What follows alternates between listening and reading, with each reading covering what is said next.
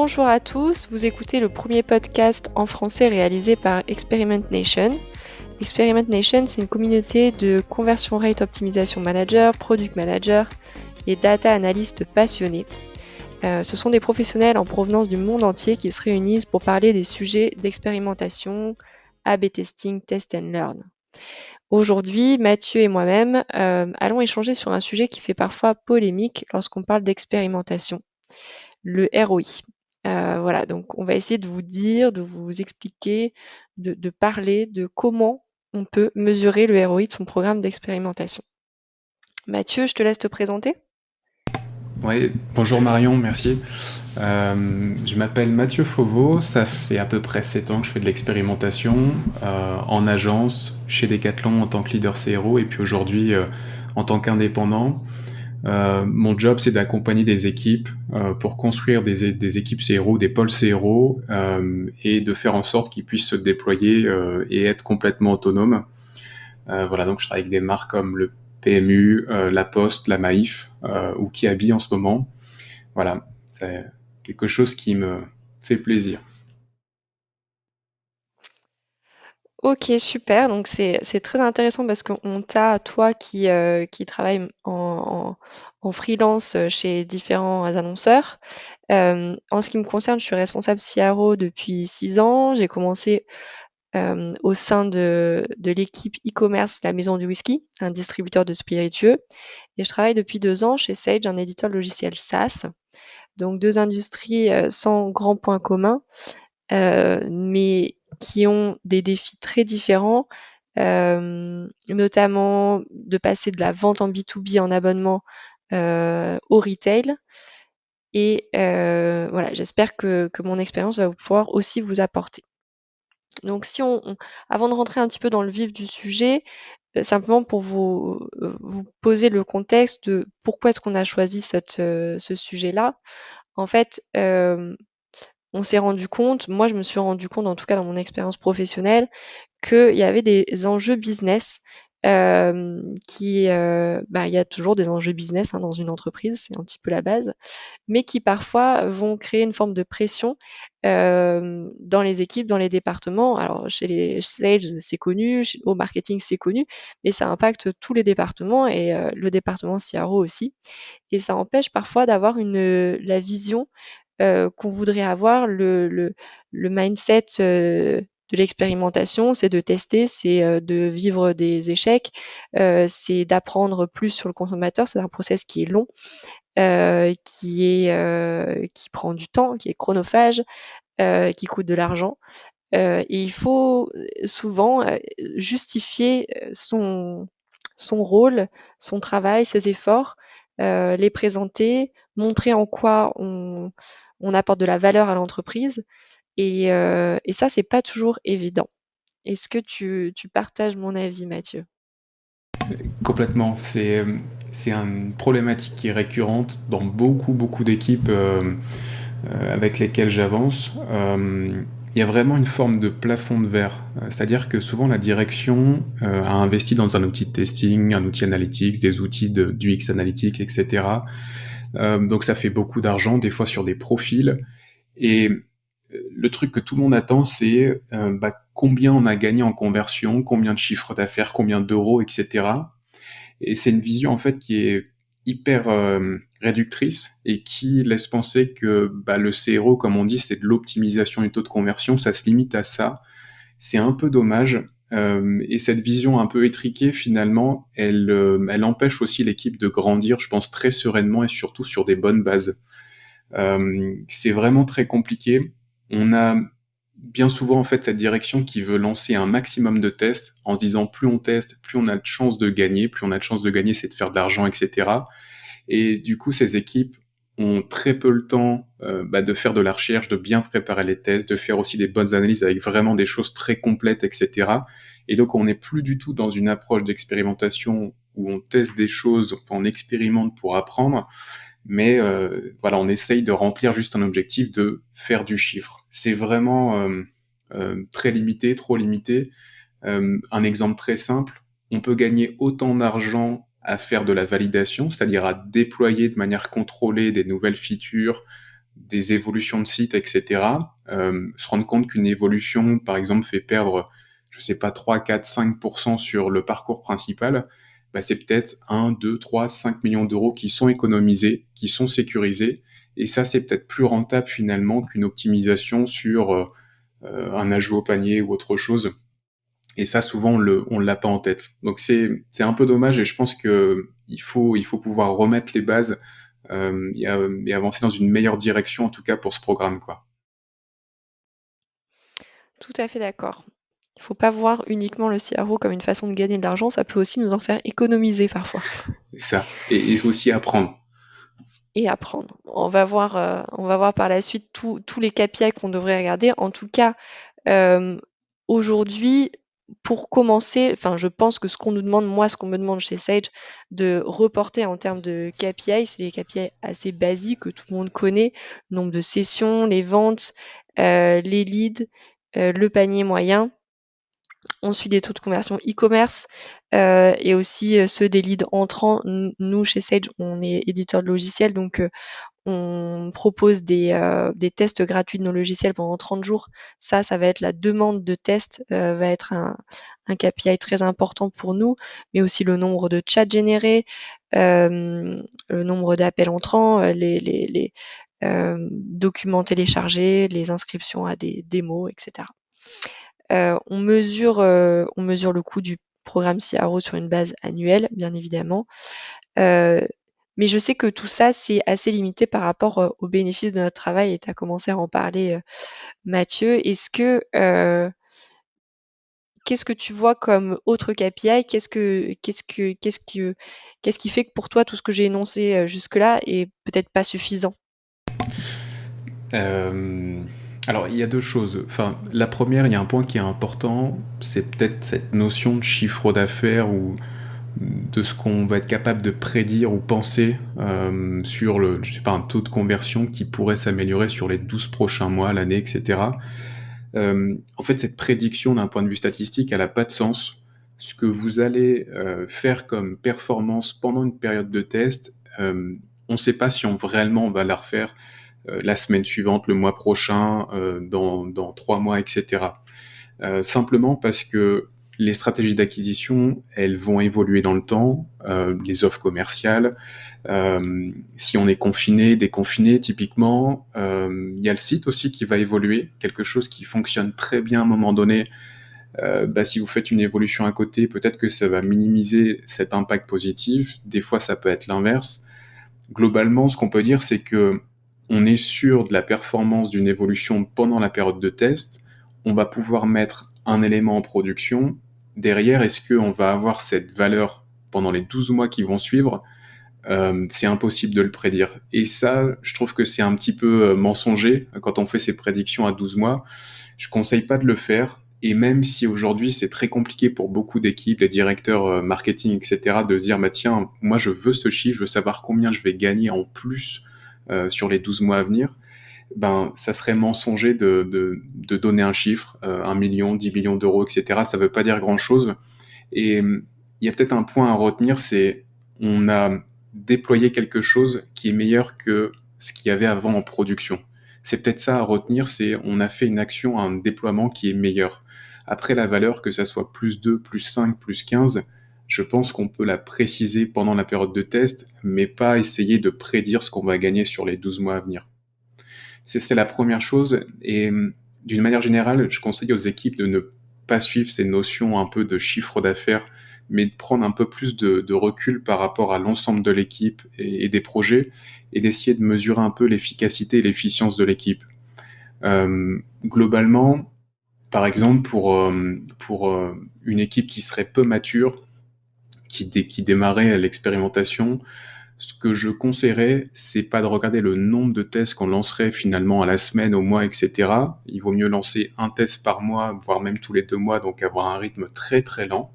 Par contre, s'assurer qu'à chaque déploiement, on n'ait pas de bug, par exemple, dans les tests AB. C'est un point qui me semble hyper stratégique au démarrage. De vérifier aussi peut-être le taux de victoire sur l'année. Est-ce qu'on se situe à 5%, 10%, 30%? Même si on en a peu, ça me semble un point sensible. Est-ce qu'on récolte bien des enseignements à chaque test? Est-ce que réellement on apprend des nouveaux comportements, ce qu'il y a de bien, ce qu'il y a de moins bien? Pourquoi on a réussi à créer de la performance? Pourquoi subitement l'utilisateur vient utiliser un nouveau service ou ne l'utilise pas, etc. Ça nous permettra d'itérer. Ça, c'est des KPI qui sont finalement assez simples à suivre. Et pour des équipes plus matures, notamment des équipes produits, je conseillerais de peut-être là regarder un peu la vélocité, mais aussi de regarder quelque chose de très simple, c'est ce qu'on appelle de la validation. C'est mesurer le nombre de sujets qui sont déployés par l'équipe produit et qui sont déployés avec un test AB et donc réellement mesurés. La plupart des équipes produits que je rencontre, finalement, elles sont dans cette idée de on doit s'assurer du développement, du déploiement, respecter un planning, et finalement, ça s'arrête à peu près là. L'idée avec l'expérimentation, c'est de se dire, une équipe produit, elle vient s'assurer et garantir de la création de performance, en tout cas on va dire de la sécurisation.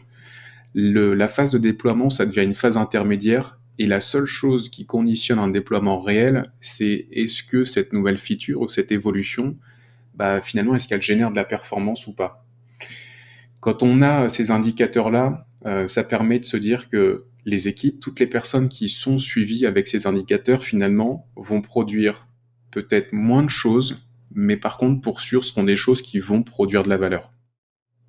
Voilà, c'est peut-être des indicateurs sur lesquels je conseille les équipes en tout cas de s'aligner, et surtout aussi d'aligner la direction, quoi. Alors, c'est très intéressant de ce que tu dis à la fin sur le fait d'aligner la direction. Moi, je suis tout à fait d'accord. Enfin, déjà, j'apprends de nouveaux KPI à mesurer pour moi, pour mon équipe, le taux de victoire, la validation, la vélocité. C'est tout des choses que je regarde, mais que du coup, je vais pas forcément mesurer de manière aussi euh, régulière et précise que des reportings que je dois de toute façon envoyer à ma direction. Mais c'est important de le faire, ne serait-ce que pour notre équipe. Ce que j'avais essayé de mettre en place, enfin ce que j'ai mis en place il y a quelques mois, c'est une newsletter interne sous format vidéo, parce qu'on est très sollicité en interne chez Sage. On est plus de 4000 employés, je crois, en France, si j'ai pas de bêtises. Non, je dis peut-être des bêtises. Mais bon, bref, on est beaucoup, on reçoit beaucoup de newsletters de départements, d'autres départements avec leurs KPI, leurs résultats, etc. Donc j'ai voulu faire un format vidéo aussi parce que tout le monde ne sait pas ce que c'est que l'A/B testing, tout le monde voilà, n'a pas vu comment se présente un A/B test, un outil. Et dans cette newsletter, j'explique, enfin je choisis certains A/B tests majeurs qui ont été des réussites ou des échecs, peu importe, et j'explique les insights qu'on a récupérés, ce qu'on a appris qu'on ne savait pas juste avant. Et je donne aussi des KPI attendus, tels que le taux de conversion sur cet A/B test-là et sur les KPI recherchés, et le CA généré sur la période. Et très souvent, les retours que je vais avoir vont être plus sur le CA, les taux de conversion, les chiffres, plutôt que ah tiens ouais c'est vrai que les clients ils ont tendance à apprécier plus ce type de formulation que celle-ci, ou cette fonctionnalité que celle-là, etc. Et du coup, je me demande souvent comment est-ce que je peux aller plus loin dans la transmission que je fais de notre travail en fait, euh, et comment amener le reste d'une organisation à comprendre notre méthodologie et notre travail. Ouais, c'est une question, je me la pose aussi, c'est toujours très difficile. Et j'avais jamais pensé à cette newsletter sous format vidéo, j'avais déjà envoyé des newsletters statiques. Euh, c'est d'ailleurs, c'est bien pour informer, je pense, très largement, mais il manque ce côté très pédagogique, là où avec la vidéo, on peut transmettre de l'information, expliquer des choses, revenir sur un détail ou un autre. Souvent, cette approche, alors je la fais plutôt en réunion ou sur des meetings ou avec beaucoup de personnes, etc. Et je conseille aux équipes toujours d'être très dans la pédagogie. Parce que quand nous, on baigne dedans tous les jours, on arrive à comprendre ce que c'est un indice de confiance, des notions de stabilité, s'il a une donnée utilisable ou pas parce qu'on a suffisamment de volume, c'est représentatif. Tout ça, en fait, les personnes qui sont autour de nous ne le maîtrisent pas, et je pense qu'on doit l'expliquer. On doit être très transparent sur bah là, c'est fiable à 100%, c'est très positif. Là, à l'inverse, on a une information, mais il faut la mettre de côté parce que ça semble peu significatif, peu fiable. Expliquer des fois certains principes, pourquoi on a fait cette configuration, etc. Ça a toujours cet avantage de finalement de former indirectement les équipes, des fois de les séduire, de montrer le raisonnement, par exemple pourquoi on a été chercher telle analyse, tel comportement et comment on a pu le faire, et surtout ce que ça nous a permis d'apprendre. Par exemple, si on arrive à augmenter l'utilisation d'un service, des fois on va se rendre compte que ça se fait pas d'une manière dont on l'avait souhaité, et c'est des outils d'analyse, souvent UX Analytics, qui vont nous permettre de comprendre bah, que l'utilisateur a pu prendre un parcours un petit peu à côté. Dans certaines situations, ça va marcher, pas dans d'autres. Et ça permet aussi d'illustrer ce qu'on va pouvoir itérer à la suite. Pourquoi on va refaire des tests sur ce parcours, sur cet élément qui fonctionne bien, pourquoi on veut l'affiner, etc., etc. Ça permet vraiment cette pédagogie d'emmener les équipes, de leur montrer la manière de travailler, cet état d'esprit d'expérimentation. Aujourd'hui, c'est ce que je fais. Il y a sûrement plein d'autres moyens. Il y a des choses qui fonctionnent bien. Je me souviens de certains points, notamment le fait de montrer des enregistrements de sessions ou de passer en boucle, par exemple, des tests utilisateurs. En fait, c'est très parlant, on n'a pas besoin de l'expliquer. Quand on voit quelqu'un qui clique 10 fois sur un truc et qu'il se passe rien et qu'on voit que la personne quitte, etc. Enfin, c'est très parlant, et je pense que ça permet de prendre du recul aussi sur ce qu'on pense du site, de nos utilisateurs et ce qui se passe dans la réalité finalement. Euh, voilà, toutes ces choses, c'est hyper important. Je rajouterais sur les structures, sur les bilans, un conseil aussi, c'est de travailler toujours sur des documents très très structurés, toujours identiques. Ça permet aussi d'amener cette pédagogie, c'est-à-dire que vous expliquez une fois les choses, vous avez toujours le même format, les mêmes données, les mêmes manières de faire. Ça sera beaucoup plus simple pour tout le monde de lire ces documents, de faire des versions synthétiques, par exemple, pour être diffusées très très largement, et puis des versions un peu plus complètes en accès secondaire, etc. Tout ça, ça doit aider, je pense, à mieux cerner ce qu'est l'expérimentation, quoi. C'est vrai que les session recording, c'est toujours un gros effet waouh. Après, nous, on Ouais. sait qu'il faut en regarder 250 pour arriver à faire des analyses. Mais c'est vrai que quand on a trouvé la bonne et qu'elle est vraiment impactante et qu'on on voit l'utilisateur galérer, quoi, hein, clairement, c'est toujours une bonne façon de faire bouger les choses. Ouais, complètement. Euh, bon, on a vu qu'il y avait beaucoup d'indicateurs qui allaient nous permettre de rassurer sur l'efficacité de notre programme d'expérimentation, au-delà des KPI essentiels qu'on peut nous demander. Mais toujours dans l'idée voilà, de justifier, de montrer le retour sur investissement de notre travail. Euh, Il y a aussi une notion dans le ROI qui se ramène au coût, puisque c'est donc voilà, les bénéfices rapportés doivent être supérieurs à l'investissement. Un programme CRO, clairement un budget. Euh, est-ce que est-ce que tu as des conseils particuliers, Mathieu, sur comment bien calculer les coûts de son programme, comment bien dépenser son budget? Alors, il y a une erreur que je vois assez fréquemment. Alors, c'est surtout pour les équipes qui, alors, soit démarrent ou n'ont encore jamais lancé de test, ou alors pour des équipes qui en font depuis 1 an, 2 ans, mais quelque part ça fonctionne pas, la mayonnaise prend pas. Souvent, il y a une erreur, c'est d'avoir surinvesti sur les outils, d'avoir pris en gros des Ferrari sur à peu près tout. Alors c'est très rassurant, mais finalement ça garantit pas de la performance. Il vaut mieux avoir un outil extrêmement simple. Je vais prendre un exemple très parlant sur, par exemple, du testing. Vous prenez un Google Optimize qui est gratuit dans beaucoup de situations. C'est limité à 3 tests, par exemple, ou 5, je sais plus. Euh, pour une équipe qui est pas mature, ça sera jamais bloquant en fait, ce fait de lancer 3 tests, 5 tests, etc. L'investissement est quasi nul et ça vous permet à l'inverse d'investir beaucoup plus sur des hommes, sur de la formation pour les équipes, etc. Et finalement de s'assurer que vous avez un outil qui est disponible, mais surtout vous avez des personnes pour pouvoir utiliser ces outils. Mais je pense qu'il faut au départ viser petit, même sur les outils d'analyse, etc., sur de questionnaires, enfin toutes ces choses, il faut un peu faire un mode MacGyver pendant peut-être quelques mois ou la première année, essayer de comprendre si c'est réellement rentable, et à partir de là, vous pourrez vous dire, ok, on a lancé autant de tests, on a un temps de victoire qui est estimé à autant, on a plusieurs personnes, ça c'est dans les côtés un peu positifs, et derrière on se rend compte qu'on a telle difficulté sur la mise en place du process. Typiquement, on n'a personne pour faire de la QA, donc toute l'équipe passe du temps à vérifier s'il n'y a pas des bugs, c'est pas très quali.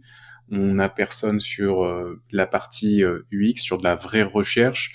C'est des recrutements qui doivent arriver. Et pour demander ces recrutements, il faut que ça soit quelque part rentable. On peut pas demander souvent ces recrutements avant la première année.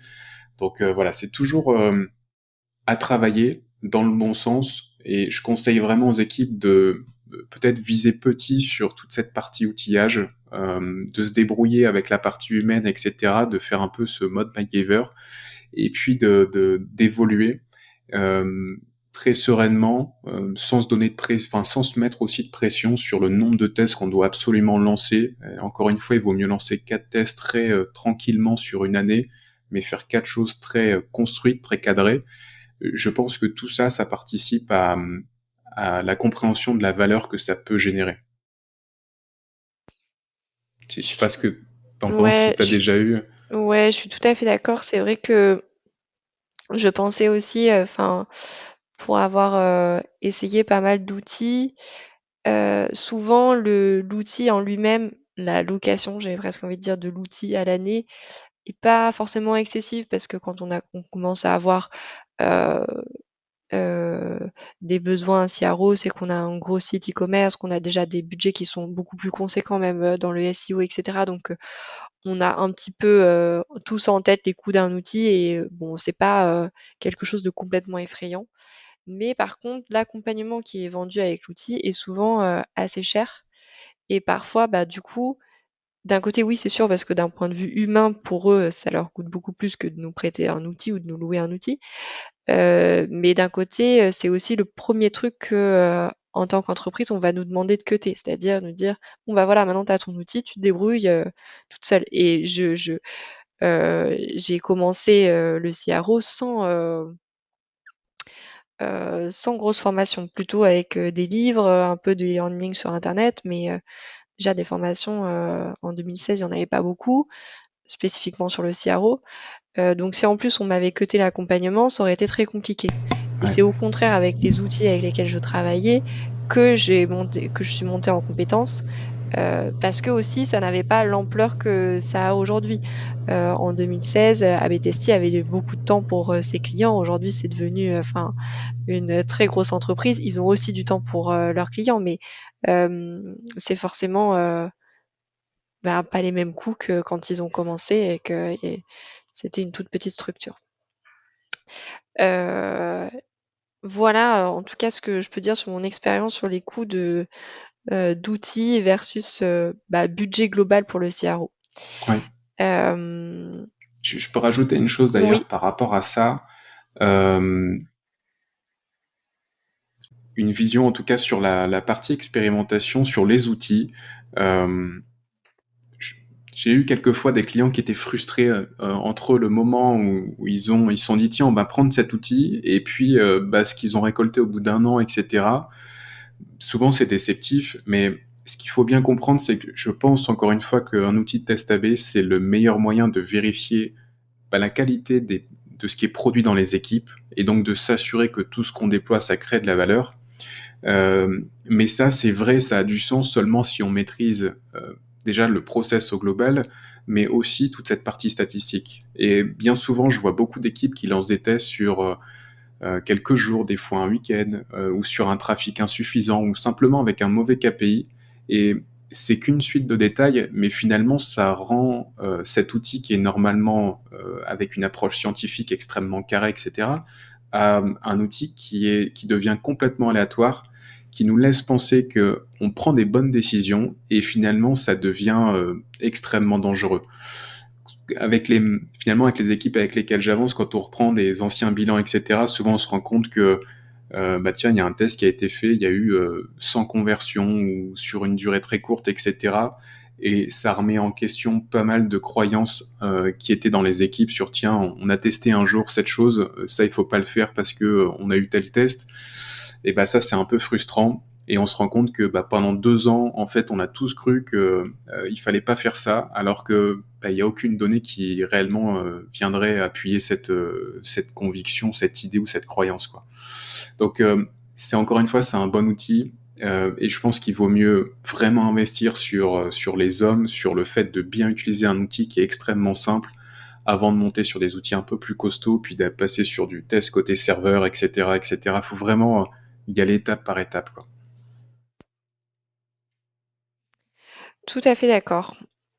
On voulait un petit peu ouvrir aussi sur quelque chose qui fait suite au ROI.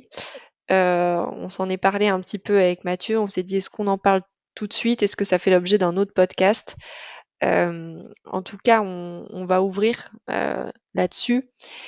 Si, après avoir, analysé ces KPI, on a parlé des KPI essentiels, on a parlé de ceux qu'on voyait un petit peu moins, mais qui étaient pour autant tout aussi importants, voire plus importants. Le taux de réussite, la vélocité, les tests de validation et cetera. On a parlé un peu des coûts, d'un programme d'expérimentation. Si on se rend compte qu'on peut encore s'améliorer, ce qui est quasiment tout le temps le cas en fait, hem, qu'est-ce qu'on peut regarder? Qu'est-ce qui pourrait faire qu'on ne performe pas assez? Qu'est-ce qui pourrait faire qu'on pourrait encore améliorer en fait son programme? Où est-ce qu'on peut chercher à s'améliorer, à optimiser? Hmm.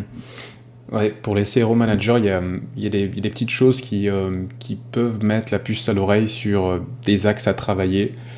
Euh, Il y a un point, par exemple, le fait d'avoir un taux de victoire qui est finalement assez limité, voire des fois très très faible. C'est très frustrant pour les équipes. On fait un test perdant, 2, 3. Au bout d'un moment, on s'essouffle un petit peu. Euh, et bien souvent, ce qui se passe, alors, je vois deux choses. La première, c'est a priori un temps de recherche, la compréhension du problème utilisateur qui est très limitée, des fois inexistante. Et du coup, on se retrouve avec des équipes en fait qui testent des idées, c'est-à-dire quelqu'un qui pense que ça pourrait être la solution, mais finalement, on n'a peut-être pas compris très précisément le problème. Il y a quelque chose que je vois très souvent, c'est que, par exemple, on va demander au data analyst qu'est-ce qui se passe sur cette page, et du coup, on arrive à comprendre la conséquence. Globalement, on a un indicateur qui baisse, quelque chose qui se passe pas très bien, etc. Mais la cause réelle de cette conséquence, elle est très rarement identifiée. Finalement, c'est pourquoi les gens partent de cette page, pourquoi les gens n'utilisent pas cette chose, etc. Ce service, par exemple, c'est pas Analytics qui va nous dire ça, c'est d'autres formes de recherche et en fonction du besoin, ça peut être des questionnaires utilisateurs, ça peut être l'écoute du service client, des enregistrements de sessions, enfin, on peut imaginer vraiment beaucoup, beaucoup de choses et il faut corréler ces données entre elles pour bien comprendre et illustrer le problème. Et ça, quand c'est vrai, quand c'est pas fait ou quand c'est fait trop rapidement, eh ben, on le paye tout de suite. C'est un test qui est négatif et la plupart du temps, en fait, ça vient de ce truc, de ce problème. Il y a un autre élément qu'on peut retrouver, c'est des bugs, des développements qui sont des fois complexes à faire en surcouche, ou même côté serveur d'ailleurs, mais une phase de recherche qui est un peu expéditive. C'est des gens dans l'équipe qui vont tester sur leur navigateur à eux, etc. Et finalement, ça reste très très limité. Et on est très loin d'une démarche structurée de QA pour s'assurer que ce qui va être déployé, bah, ça va être carré et ça va très bien fonctionner. Si on est rigoureux, finalement, ce qu'il faut se dire, c'est que une équipe qui expérimente devrait avoir le même niveau d'exigence qu'une équipe de développeurs qui déploie quelque chose et ça doit être parfait dans toutes les conditions. Je me souviens d'une situation où j'avais fait un peu par excès de confiance un développement. Alors c'était quelques règles de CSS et manque de bol pour moi en fait cette ID enfin cette classe CSS, elle était réutilisée un peu plus loin et ça masquait l'entrée d'une carte cadeau et malheureusement c'était un peu avant la période de Noël. Voilà, c'était pas très heureux comme situation. J'ai perdu un petit peu de sous. On a mis, je crois, une semaine à se rendre compte que pour certaines personnes, cette zone, elle était plus visible. Donc c'est un tout petit détail, mais ça a contribué à amener en tout cas une mauvaise performance sur mon test qui en réalité était plutôt positif, quoi. Donc cette phase de recherche, souvent c'est à peut-être mieux considérer, vérifier cette partie de bug. Et puis il y a aussi peut-être cet aspect autour des conceptions. Des fois on a des équipes qui font les très bonnes recherches, un très bon dev, une phase de QA, etc. Mais la solution qui a été imaginée, finalement, elle ne traduit pas la stratégie souhaitée. C'est-à-dire que des fois, quand vous dites on veut valoriser tel élément ou simplifier telle partie du service, l'explication autour d'une offre, etc., la conception et le design proposé va peut-être en apparence simplifier les choses, mais ça peut aussi amener d'autres complexités. Ou alors, des fois, c'est trop timide. Je dis souvent ça aux équipes. On a des choses qui sont finalement quasiment identiques, c'est juste tourné un peu différemment, mais finalement, c'est pas très transcendant le changement. Et ça, c'est dommage. Ça apporte des tests qui sont flat, avec peu d'enseignement. Donc voilà, c'est des axes sur lesquels les équipes peuvent travailler. Voilà, c'est des choses qui arrivent de manière assez récurrente, quoi. Je sais pas si toi, t'as déjà vu d'autres choses comme ça. Ouais, peut-être une mauvaise priorisation.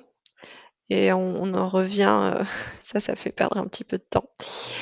Complètement. Parce que des fois, et on en revient à notre problématique de départ, hein, des fois les enjeux business nous font prioriser certaines choses parce qu'on veut un résultat à court terme.